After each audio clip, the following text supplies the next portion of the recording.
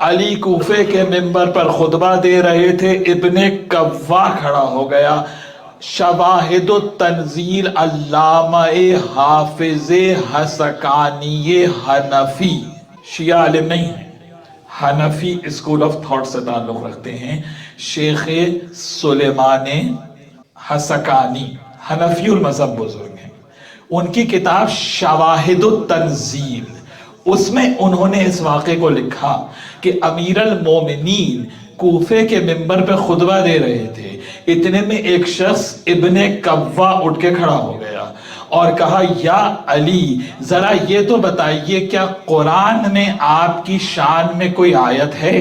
کہ یا علی آپ کی شان میں کوئی آیت نازل ہوئی ہے قرآن کے اندر؟ ابن کوا پوچھ رہا ہے۔ علی نے کہا کیا تم نے قرآن نہیں پڑھا؟ کیا سورہ ہود نہیں پڑھی؟ کیا سورہ ہود کی ورس نمبر 17 تم نے نہیں پڑھی؟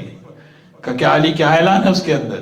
کیا آیت نہیں کہہ رہی ہے افامن کانا علی بینۃ من ربہ ویتلوہ شاہد منہ، اللہ نے بینہ لے کے بھیجا ہے اور پیچھے پیچھے اس کا گواہ آ رہا ہے جو بلا فصل ہے، کہا انا شاہد منہ، رسول کے پیچھے پیچھے بلا فصل جو گواہ آ رہا ہے وہ کوئی اور نہیں، میں علی بن ابی طالب ہوں،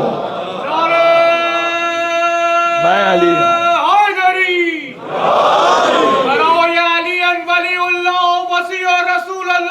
علی ابن ابی طالب بلندتر صلوات۔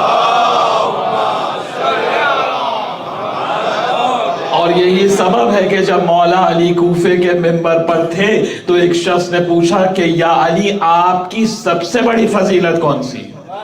ہائے، اگر آپ سے پوچھوں تو بھئی 5 منٹ تو سوچنے میں آپ بھی لگا دیں گے، اور یہاں پر اس سے پوچھ رہے ہیں کہ جس کے لیے نبی نے کہا کہ سارے درخت قلم بن جائیں، سارے دریا روشنائی بن جائیں، کمپاؤنڈ انک بن جائیں، پوری انسانیت رائٹر بن کے بیٹھ جائے، علی تیری ایک فضیلت بھی مکمل نہیں کر سکتا۔